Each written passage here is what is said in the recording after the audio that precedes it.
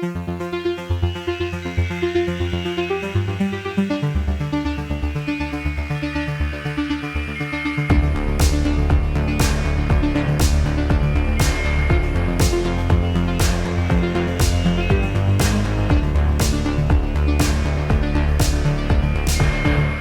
everyone, and welcome to another episode of Every Horror Movie on Netflix, the podcast where we watch, review, and discuss every horror movie on Netflix. I am one of your hosts, Allison with an I, joined today, as always, by Allison with a Y.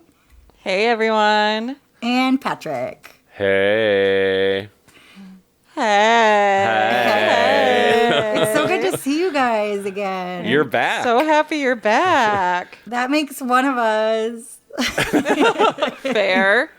So over the past month, every time we mention that, you're on a summer sabbatical, I have done an increasingly poor job of remembering what haunted thing you were going to see in Venice. So I think before we get into anything today, we need to know you didn't go. It didn't happen. I did not make it there, unfortunately. fuck. Sad. Did anything scary or spooky happen while you were in Italy in general?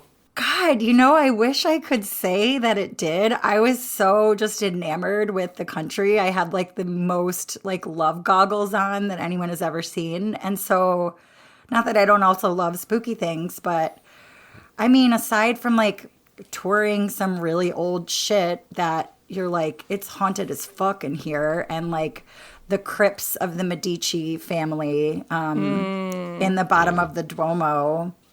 That is truly haunting, but not scary. Mm-hmm. I will say, unfortunately, nothing scary happened to me in Italy.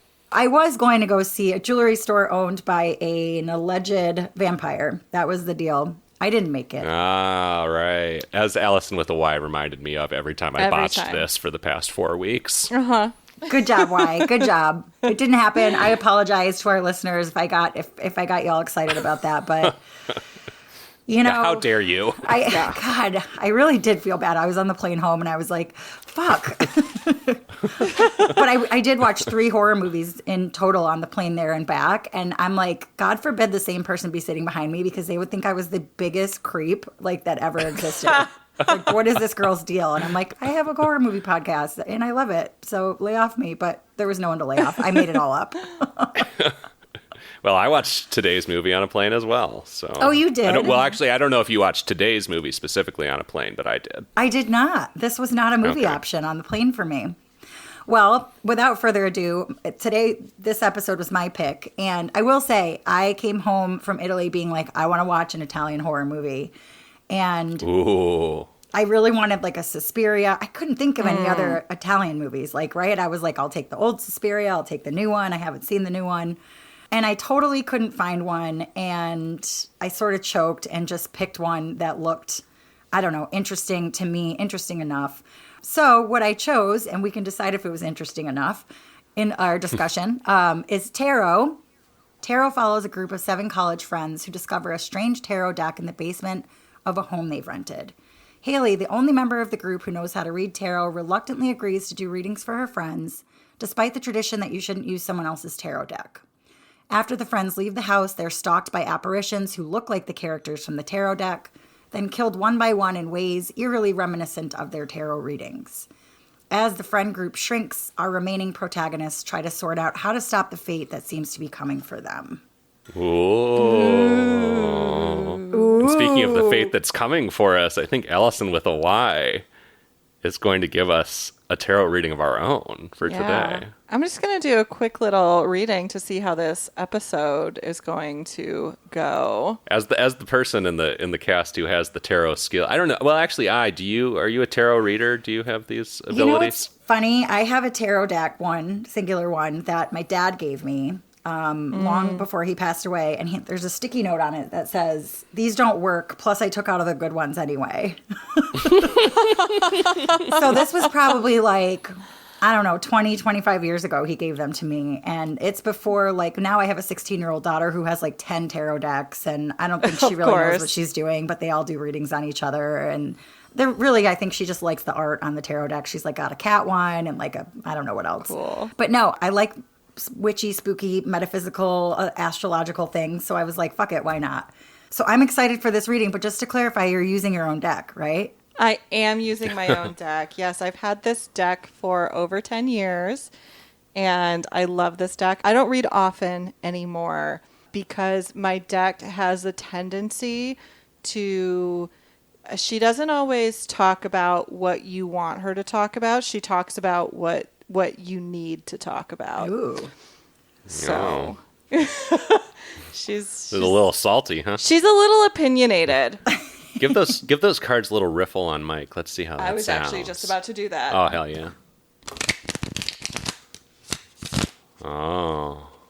Well, I have goosebumps now. The hairs on the back of my neck are standing up. No. Little tarot ASMR for you. You didn't know that Amon was becoming an ASMR podcast now. Oh. Whew. So we're just going to do a quick little 3-card spread, a past, a present, and a future spread. And is this, what are we reading for? Whose or what's fate are we reading here to kick us off? The episode's fate. The episode's fate. Okay. All right. Okay, so in the past we have the 8 of Wands. So this is going to kind of represent setting up of the episode, I suppose. And the 8 of Wands deals with travel, which is very interesting. It is about travel, taking action. Wands represents air, so travel by air. Ooh. Interesting. Like watching tarot on a plane, perhaps. Oh, yeah. Oh, my God. Okay, cards. Hello, I see you. Okay, so that's the past. When I turn up dead tonight with 8 wands shoved in my back, we'll know why. It wasn't Allison with a Y. And actually, it's also funny because this is also kind of about it warns about hasty decisions. Oh. So sort of maybe it has to do with the decision to choose this movie instead of what was originally intended. So there's a lot that's a very interesting setup here. Okay, so going into the present, we have the 7 of coins, and coins in other decks is known as pentacles, but it's coins in mine, and that is the earth. It's ruled by the earth. A 7 of coins is about how your hard work is now rewarded. It's pretty simple. It also suggests that it has to do with friendship. Reap what you've sown. Yeah, it's pretty simple. Good news, hard work, all of that having to do with friendship as well. So our hard work watching the movie is paying off by a circle of friendship to discuss it. This is such a wholesome reading. That's so cute. We're not done Very yet, cute. though. Oh, yeah, this might get gruesome. No. So then we're going to our last card is the future, and it is the 6 of Cups. And Cups is the element of water, of course. And this is such a wholesome card. This is about, it has a lot to do with sort of acceptance and sort of like looking back on the past fondly. It has a lot to do with very like platonic love. It's a very wholesome, sweet card, a little nostalgic. Wow. So I'm not sure what that means exactly for us in this episode, but this is a very wholesome spread. Very good vibes reading. Yeah, It I is a feel very good about vibes this. reading. Yeah. I was a little nervous that like the devil would come up or something like that, but Yeah. no, this is a really lovely reading. Well, look at us, guys. Yeah. I don't feel threatened by anything you just said. No, and nor should you be. It's very balanced. It's like it's elementally balanced, which is always a really good sign. Sometimes when you're too heavy in one element, that in itself has a message. But yeah, lovely reading.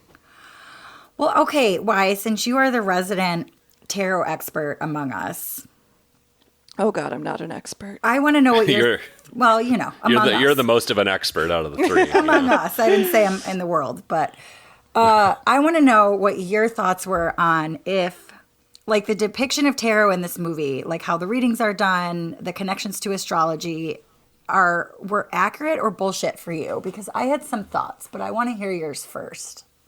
I have never read tarot from an astrology lens. I thought the card, like the layout that they did was really interesting. The astrological layout with sort of like the representation of the person, of their sign being in the center. I've done a lot of readings where I will place the center card is the representation of the person being read for.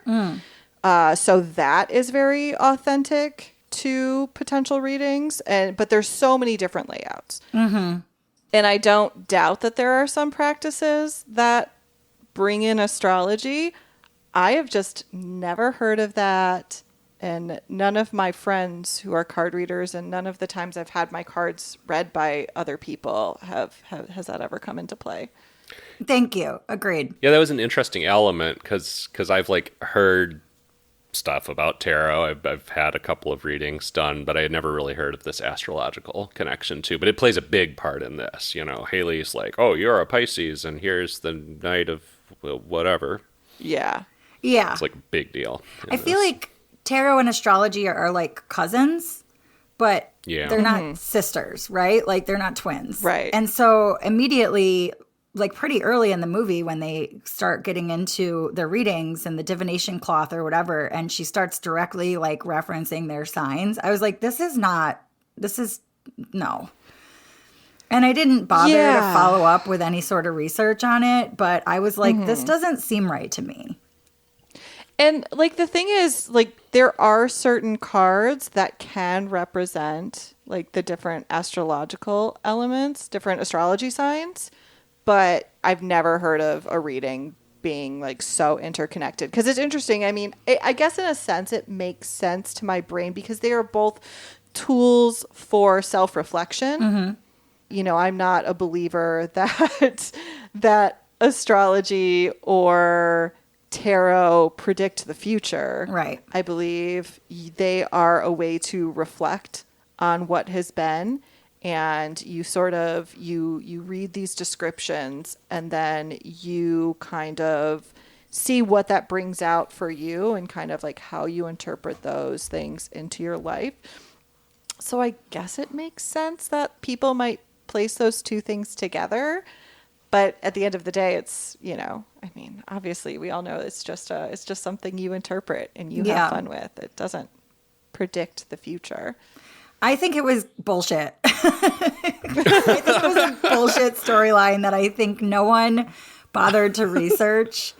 But I'm curious to our listeners, if you have seen this movie or watched this movie and you are like, nope, that's totally legit. Everything they shared about that philosophy was totally legit. I would love to hear about it. Yeah, please let us know. Link to the Discord community is in the show notes if you want to tell us about it there. I was curious also as a total like tarot, well, not total, but I don't know that much about tarot. So I'm guessing all the cards that we see in the movie are like actual tarot cards. Like none of that is made up. Okay, yeah. Yeah, what I thought was weird was in all of her readings, the center card was always a major arcana. What's that? Okay, so it's like circle of life a little bit and gaining knowledge about life. So you start as the Fool and then you end up as the Earth, maybe? It ends with the Earth, I think. And it just the major arcana tells a story. And then you have the minor arcana, which are your wands, your cups, your pentacles, your swords.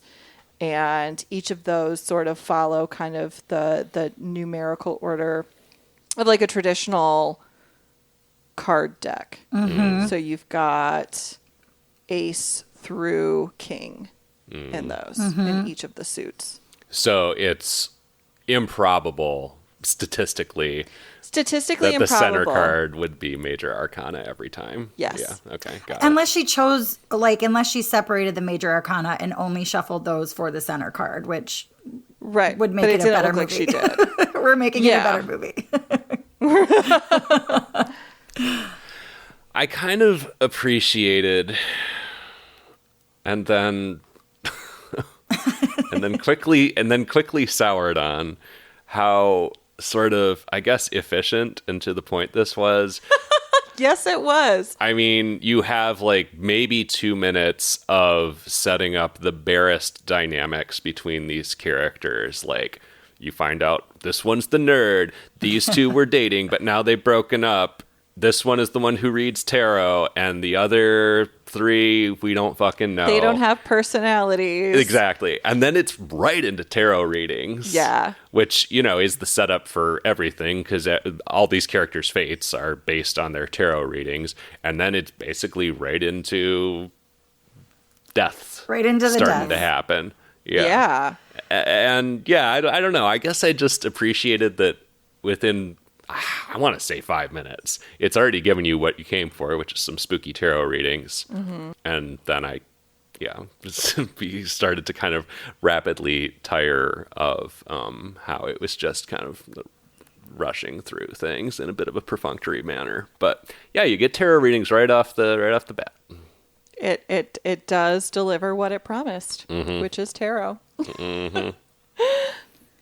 So, okay, while I was away, I saw your post about the last episode. Unfortunately, I have not listened to it yet. However, you made reference to something called horror for pretentious teenagers, which, without having heard the conversation yet, I'm wondering if this might fit into something like that, in your opinion. The whole time I was watching this, I was like, this is absolutely horror for pretentious teenagers. Is it for pretentious teens, or is it just for teens, though? Well, I guess it depends generationally. I don't know how many teenagers of our generation were super into tarot, but I would have my pretentious friends and I would have absolutely been into this. I guess that's true. I think teenagers of today's age that are way more into tarot than our generation was, this is their shit. And yeah. I think the whole kind of premise of this movie is like, these kids have money.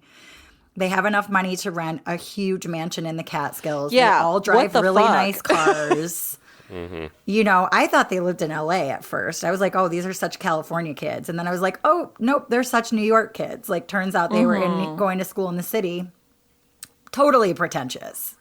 Yeah, I mean, I think it exists in like a weird sort of nether zone because, you know, as y'all just said, how many teens are actually going to be like, oh, I want to see a horror movie about tarot? Like Ouija board, I feel like is something that still probably comes out at, you know, high school parties or whatever. Oh, yeah, can like that confirm. feels a little more accessible and less pretentious. But the basic concept here, yeah, I guess that's true. It is a little like exclusive. Probably not every teen is like, oh, cool, I want to see the tarot movie. But also just the tone and presentation here is, to me, about as generic, like summer teen popcorn slasher as it comes. There's a lot of James Wan energy. Ooh, yeah, I could see that. Like aesthetically, it feels very inspired by the whole Conjuring.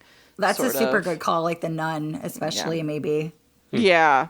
I will say, I really wanted to try to appreciate the premise of this movie. I thought, okay, you don't see a lot of things with tarot readings, you know, like we haven't had, I'm sure there have been Ouija board movies. I've stayed away from them because There's one called Ouija. yeah, there is. Now that I'm And that I'm Ouija saying it. Origin of Evil. Well, wow, thanks, Why. I appreciate that.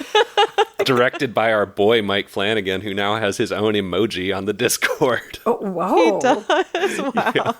Thank you, super fan and super moderator Bree. I Thank you, never would have Bree. thought about that, but I love that we just have like a little emoji of his cute little bald head. Oh my God, I love that. Wait, directed by Mike Flanagan. I'm intrigued. Oh, see it. It's so good. Is it really? Is it like Oh, good yeah. or awesomely bad?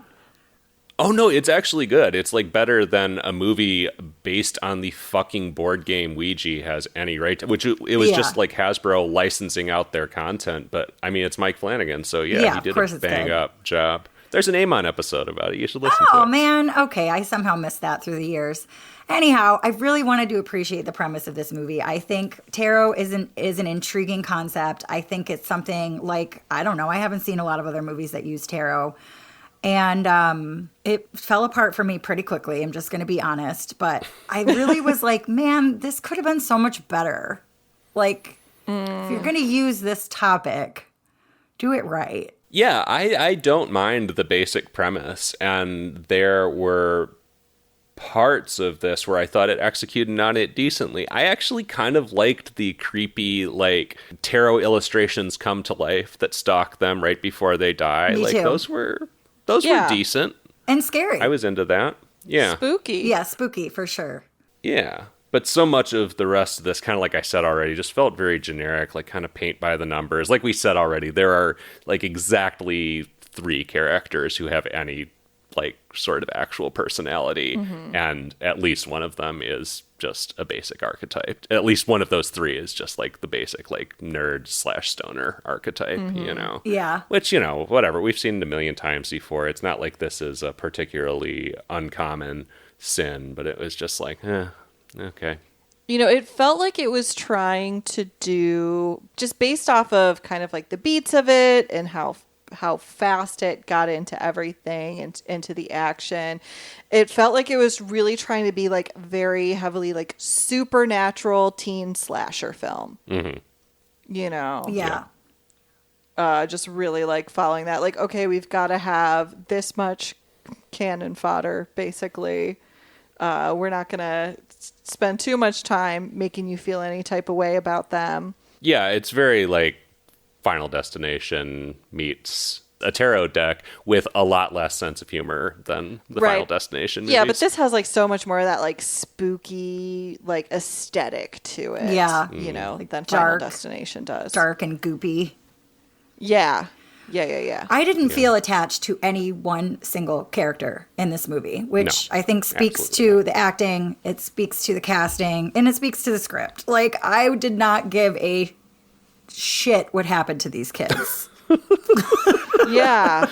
Yeah, and I mean, as far as I know, this is a cast of mostly nobodies. Yeah. The one interesting note is that the nerd character, Paxton, who I keep referring to, is played by Jacob Batalone. I don't know exactly how you pronounce his last name, but he's best known for playing Peter Parker's best friend, Ned, in the Spider-Man movies. And it was very strange to see him out of that context. I mean, he did the best I think he could have with this material. Oh, I hated him the most. Oh, did you? I mean, it's a horribly annoying character as written on paper, but I thought he did, you know, what he could with it. Yeah, I thought he was the only one with personality, so yeah, I actually like kind of cared a little bit. Oh, Yeah. he was just that schleppy friend that's always cracking a joke and that I could stand for maybe like a day. But I'm like, if I were stuck in a house for a weekend with this kid, I would be like, shut up. And they clearly all were kind of like that with him, though. That's true. Yeah. They were. That's true.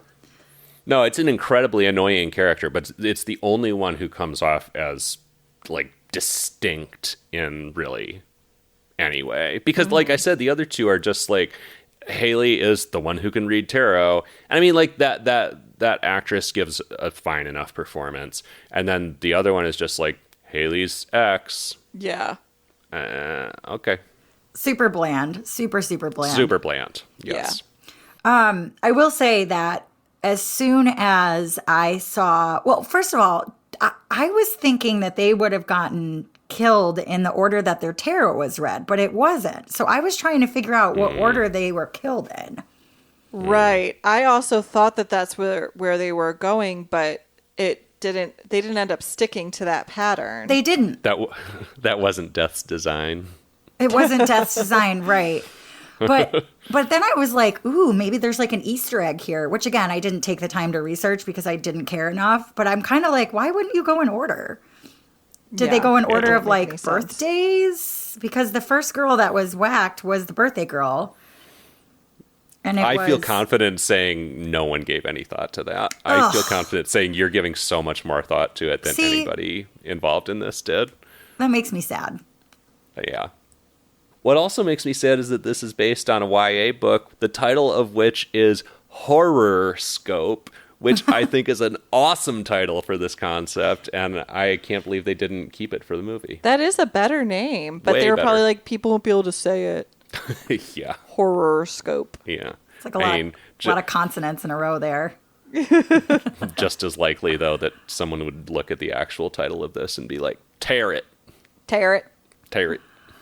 Yeah, I mean, like Paxton did, right? In the beginning, Yeah. he was like, "Look at these yeah. tarot cards." And she's like, that's "That's right. tarot." Right. God, he was punchable. As soon as I saw the first monster, right, which was the high priestess, I was like, "Oh God." Oh, were you not a fan of the monsters? I liked some of them. So I think once I got past the idea that, oh, this is what we're doing with this movie, this is what I can expect from it, I started to like be like, okay, I'm going to lean into this and you know, get what I can out of it. I think the spookiest one to me was the jester Yes. and the magician. The magician, that scene truly was terrifying for, I think, I did, yeah. just like the context around it. By the time the magician showed up, I think I had just sort of lost the will to live and was like kind of checked out. But the jester or the fool, what is that character It's the fool, called? yeah. Oh, the fool. That was pretty cool, actually. Its face kind of kept like vacillating between like smile and frown in this really stuttery way that was kind of off-putting, off-kilter in a good way. That was definitely my favorite of the critters by far. I liked when he did that like scary bend over, like, and then like contorted himself 360, and then Paxton looks down at his like weed vape, and he's like, "Am I wigging the fuck out?" But like, no, bro, your friends just told you not to leave, and your tarot reading was that you shouldn't be in an enclosed space. Like, what are you doing? You have the survival instincts of like a fart. Yeah. But yeah, it really like charges through, I want to say what, like 2 or 3 of these deaths in pretty quick succession. 3, yeah. Yeah. And then we start unraveling some of what this is actually all about, which we'll get into the real details of that in the spoiler room. If you don't want tarot spoiled for you, we're not going to do it until the spoiler room. But I mean, spoiler free, how did you guys feel about sort of where this wound up going, the reasons for all of this? I thought it was creative. I will start there. I mean, what else are you going to do with that? What else could the twist be? It's like they had to come up with some reason, and it was good enough for me. And it was in line with how quality the rest of the movie was, I guess. Yeah, it delves into some history behind this deck, and I didn't hate it. It was creative enough, I guess. And usually I'm like, don't explain it to me. Don't explain what's happening. It's scarier and more interesting if there's no explanation. But I think there was so little else going on in this that I was like, okay, we're actually doing something here other than just trying to deliver tarot readings and kills in the most like brutally efficient manner possible. Yeah, I thought the backstory behind it was interesting. I feel like it was definitely necessary to give this film anything other than just watching these people die at the hands of the major arcana, you know. But I don't know, there were elements also about the backstory that I didn't love, which I feel like tie into some things that I haven't loved about some other movies that we've watched.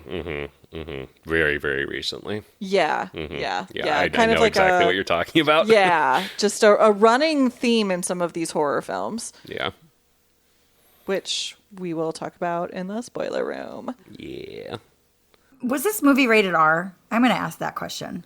I was wondering that myself, actually. I'm going to guess no. Yeah.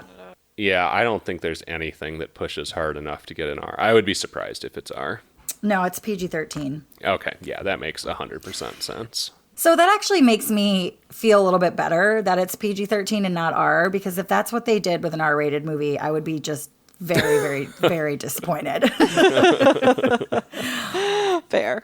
Like, I'm kind of a gore hound, so there wasn't a lot of that either. And the death scenes were like creepy, but not gory. And I wouldn't say scary, but they were spooky. So There, yeah, it achieves some unsettling moments.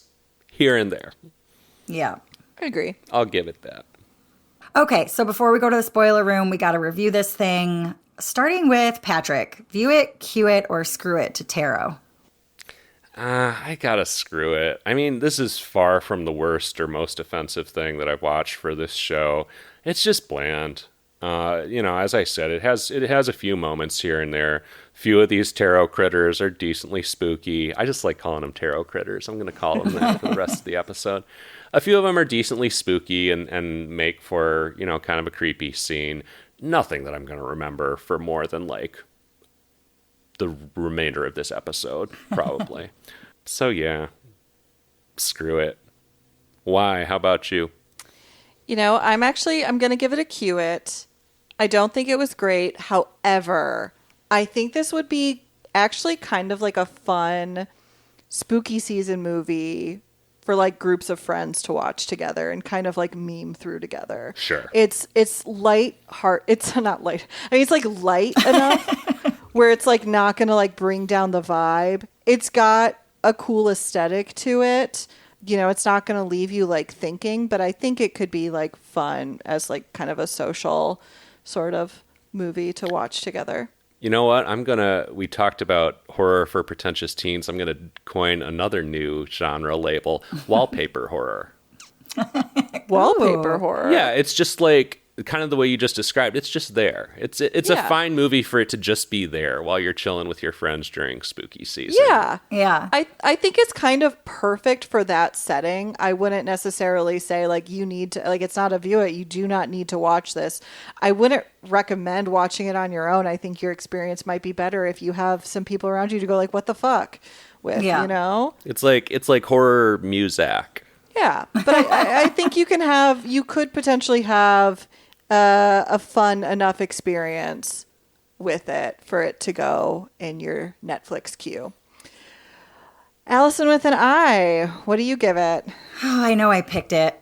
This is a big fat screw it for me. I do appreciate what you just said, why. I think it's mild salsa, so it's good for a lot of different kinds of people. I think it could be a cute like get together with your girlfriends during spooky season and watch this Hocus Pocus, maybe something a little more medium salsa, just to give it some balance. But in no way would I, recommend this to just the average person. Like I said, I think it had a really cool concept. I think it was not at all what I would have done with whatever kind of budget they had, which I so often feel. I didn't hate it. I certainly didn't love it. I feel like I did look down a couple times and be like, how are there still 20 minutes left in this movie? Like, what else are they going to do? But yeah, for me, it was a screw it, unfortunately. But that's why we watch and learn. Yep. What's the spoiler room today? Is it a spoiler mansion, I guess? Spoiler mansion in the Catskills? It's another fucking spoiler basement because they find this tarot deck in the basement. Always the damn spoiler basement. It's always the damn spoiler basement. Or the damn, I don't know, what's another like horrifying location? The damn magician's box. Oh god. Damn spoiler magician's like box. There's there's an attic moment, there's Yeah. a subway moment, there's a lot of places we could go with this. I like magician's box just for Let's do variety. it. Yeah. The spoiler magician's box. Yeah. But before we go there, as always, we need to remind you to visit our website, everyhorrormovieonnetflix.com, where we've got a list of all our episodes, as well as a link to our merch store, where you can get t-shirts and coffee mugs and stickers and all kinds of other horse shit with Every Horror Movie on Netflix art on them. We'd also love for you to join us on social media. And you can find us on Facebook, Instagram, Blue Sky, YouTube at AmonCast, EHMONcast, and TikTok at Amon Podcast. And then you can also follow the link in our show notes to our Discord server, where you can discuss the movies that we've been watching on there with us, and you can tell us about what other horror movies that you've been loving or hating on, as well as like, what are you reading? What are you listening to? We've got a wonderful moderator, Bree, who keeps our shit in check there. And she just did an incredible refresh of the entire server, and it's so new and shiny and full of Mike Flanagan emojis and other good stuff. Yes. Yeah. And you can also, please, we beg of you, subscribe to the podcast anywhere you get your podcasts and leave us a review, preferably a nice one, but we'll really take anything at this point. We just want the attention, for God's sake. Just give us some attention. All right, well, should we pull out our saws and get into this spoiler magician's box? Oh boy. I'd rather not, but if we must. Let's do it.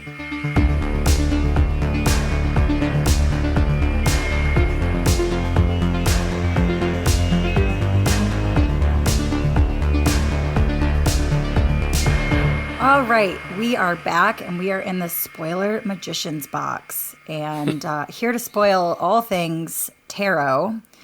We saved some things that we were dancing around prior to the spoiler magician's box, namely, I guess, the origin of these cards and the story of how they ended up in the hands of these derpy children.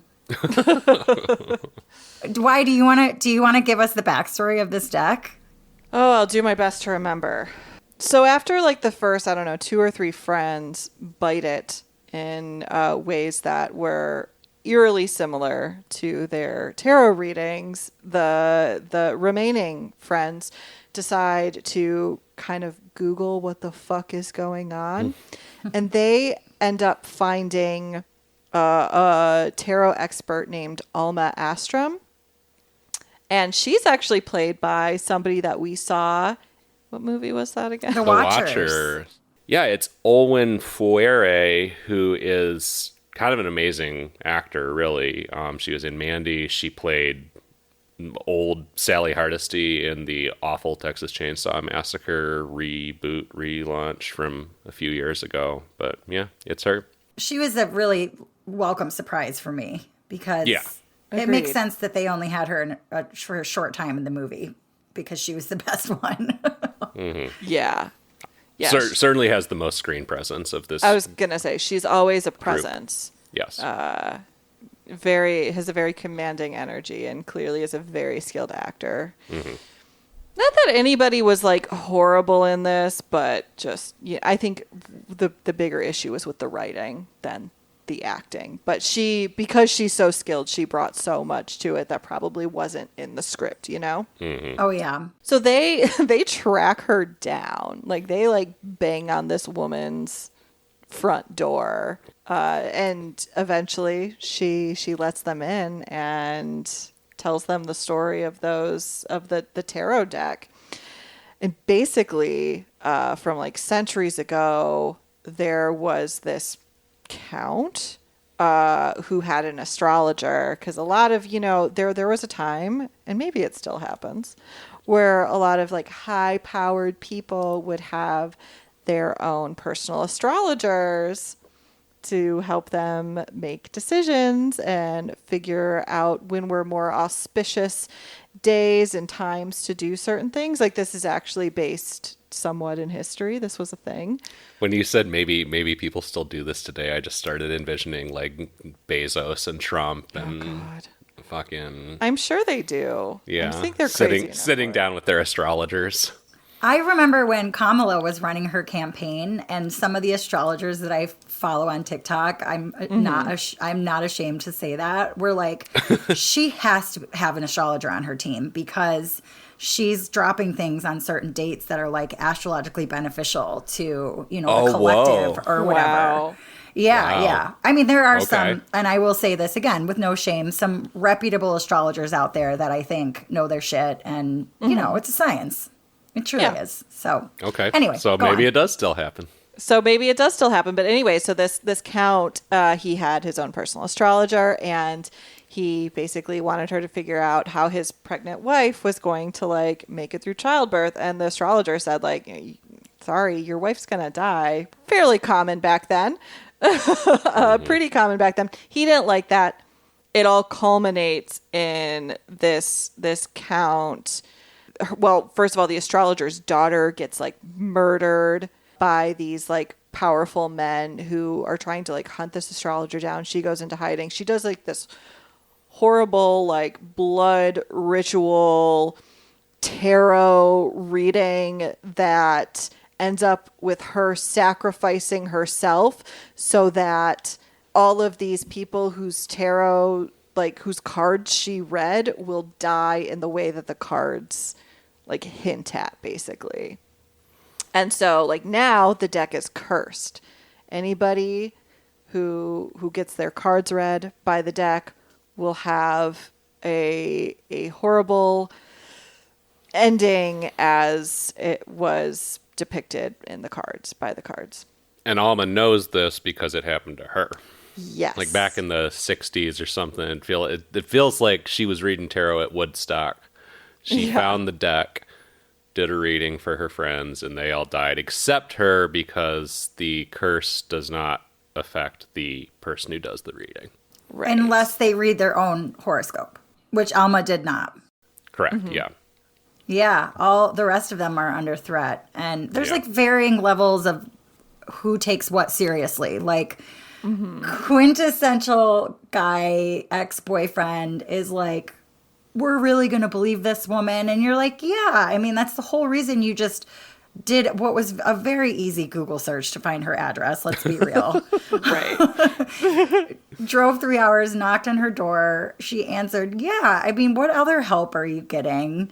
But, you know, there's so many tropey moments there where the guys are like, fuck this, I'm going to leave and be by myself. And then Haley's like, that's such a classic Pisces move. Like, Yeah. it's just like pretty cringe all around.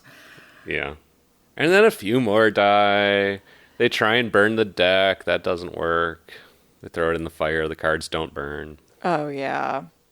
Yeah, and then they realize after like a couple more of their friends die that the best thing to do is to do a reading for the astrologer, the astrologer who put a curse on the cards, because then maybe that curse would finally go back on her and destroy her so that she can't keep doing what she's been doing.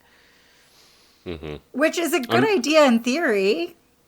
Yeah, actually, you know what? I liked the logic behind that. I'm like, Yeah. yeah, turn it back on her. Like, because she doesn't have to, you know, none of these people, like the people who the astrologer read for in the past who had like all died from their readings, like they didn't have to consent to their readings for them to come true, you know? So Right. within the rules of the world, she didn't have to consent to her reading for that to come to fruition. Oh, and we should note that before they get into this reading, poor Alma dies. Yeah, Alma gets got. And Alma is killed in the style of the Six of Swords. Right? Yeah. Because she's found with 6 swords in her back. Yeah, which was interesting. I appreciated it because it was similar imagery. It's not the Six of Swords that's standard in like the Rider-Waite deck to show that imagery of the swords through the person. It's the Ten of Swords, but it was like very, very reminiscent of what's the standard kind of Rider-Waite imagery of the Ten of Swords. The person, the body laying down with the swords kind of like standing upright but through them. That's interesting because it like kind of tickled my brain in a way that, you know, again, I don't know tarot super well, but when I saw that image, my brain kind of went, oh, I've seen that before. Mm-hmm. Yeah. It's a very classic tarot image. Yeah. And I thought that was cool. You I know, like how that's- when Haley did the reading on the astrologer, she like got into her like trauma. Like she was like, you're in pain and you're carrying it and you don't have to anymore. And what happened to you is terrible. Because honestly, I was like, maybe this woman just needs someone to empathize with her. Like, it was really shitty what happened to her, you know? And It these was. kids certainly don't deserve the wrath of that. Like her curse isn't cursing the right people anymore. But like, I sort of I mean, I think I did laugh a little bit out loud that Haley got like down and dirty with the astrologer and was just like, you don't have to carry this trauma with you anymore. It's a trope that I kind of like, I kind of love. I love it. But also, speaking on that, it was one of the things that kind of bothered me about the backstory was that this woman who is an astrologer basically becomes this evil, vengeful witch. Yeah. You know, and I get, you know, a bunch of dudes kill your daughter because you gave an astrology reading they didn't like. The Would initial revenge is like based. Yeah. Oh, Yeah. yeah. Chill as hell. And then it just becomes your generic witch who Yeah. fucks with people for no reason for Yeah, centuries people afterward. who did nothing to her and don't deserve it. Yeah. And you that's lose where that I have an empathy. issue. Yeah, you lose Yeah. that empathy for her that she deserves. Yes. Yeah. Yeah. Yeah, because her like pain was completely understandable. I mean, I think, you know what? Rewrite the movie. If she had gone after other powerful men, Yeah, better movie. if that was the movie, better movie, instead of just a bunch of stupid college students. Teens with a Z. But then it wouldn't be horror for pretentious teens. So That's true. Yeah, the reading for the astrologer, you know, like you said, why it's such a trope at this point, you know, the climactic encounter with the spirit where the key is actually empathizing and setting the spirit free. And, you know, whatever, it's been done a bunch of times and it's been done a bunch of times very well. But I think just coming in this movie that I already was pretty lukewarm on and it was already full of a number of tropes, I was just like, okay, another one of these, huh? yeah. Well, and then the final thing is that Haley and her boyfriend, you know, they're walking down a dark road, and his reading was like, "You're walking down a dark path," and they like look at each Yeah. other after thinking like that they defeated this astrologer, and that the reading on her was what they needed to do to finish the job. And a car pulls up all ominously on the dark road, and he looks at her and he's like, "Dark road, dark path was my reading," and then it was fucking Schleppy Paxton.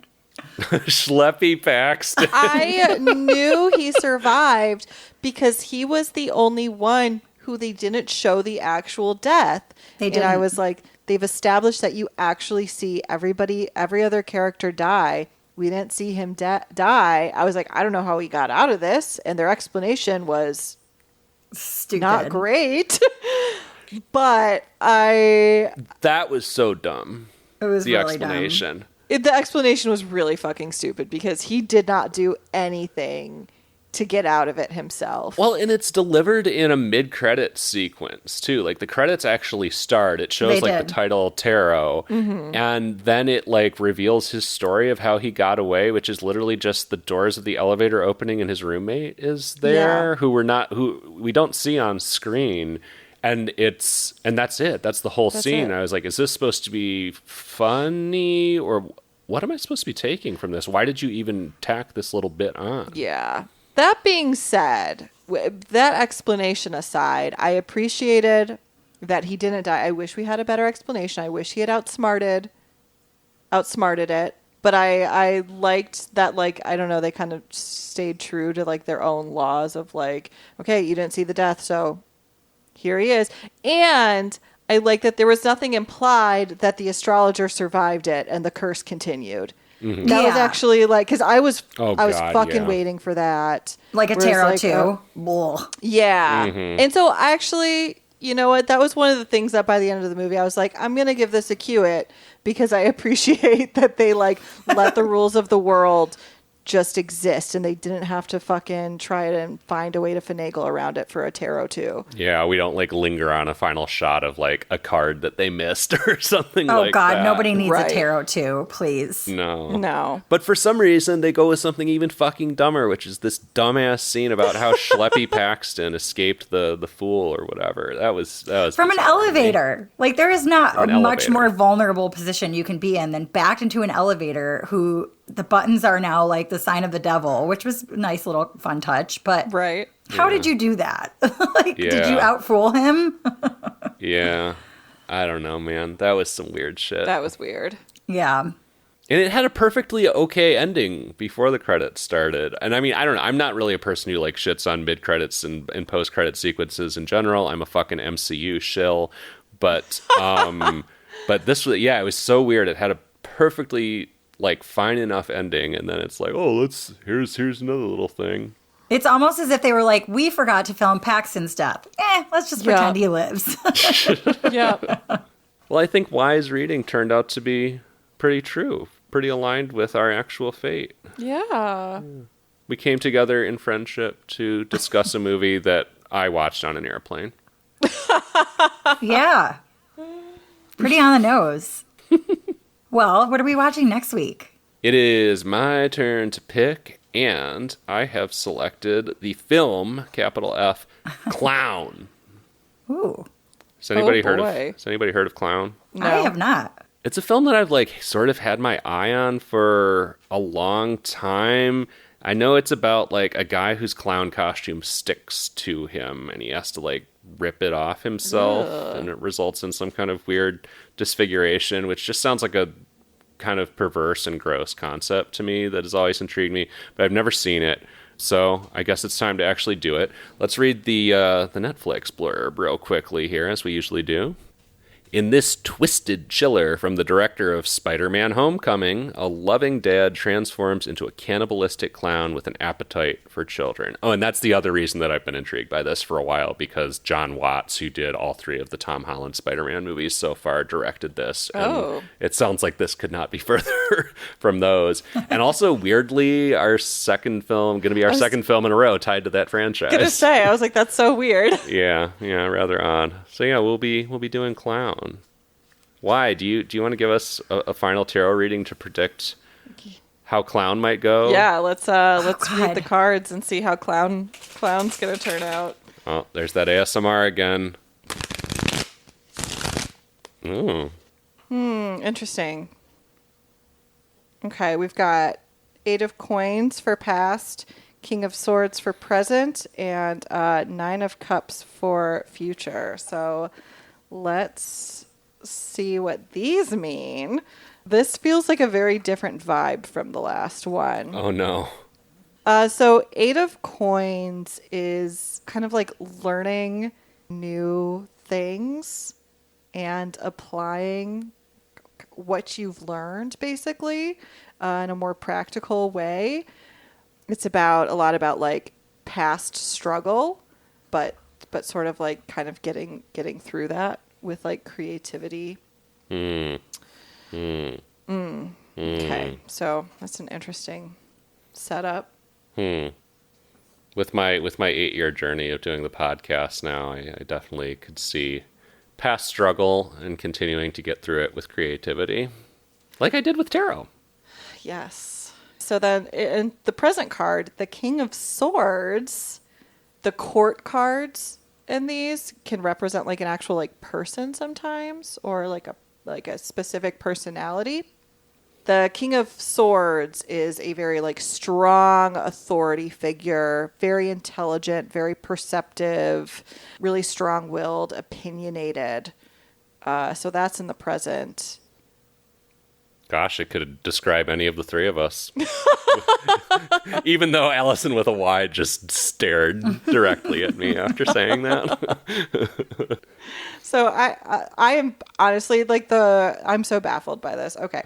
Anyways, going into the future, 9 of Cups, basically like another sort of success, fulfillment. Oh. Like it's very like social. Think like gatherings, parties. I don't know. You know what? I this is a fuck ass reading. So I'm hearing that we're going to have like a whole gang of people over to discuss Clown with us and be really strong-willed about it. And it's going to be tough, but we're going to get through it with creativity. I just reversed the entire reading, but Yeah, I have no idea what this means. And maybe I the probably future card is yet to reveal its meaning. oh, maybe we'll find out after we Usually. watch Clown and discuss it on our next episode. Maybe. Well, until then, visit the website, everyhorrormovieonnetflix.com. Go to the socials, AmonCast, EHMONcast on Facebook, Instagram, LinkedIn. We're on LinkedIn, right? LinkedIn. I don't know.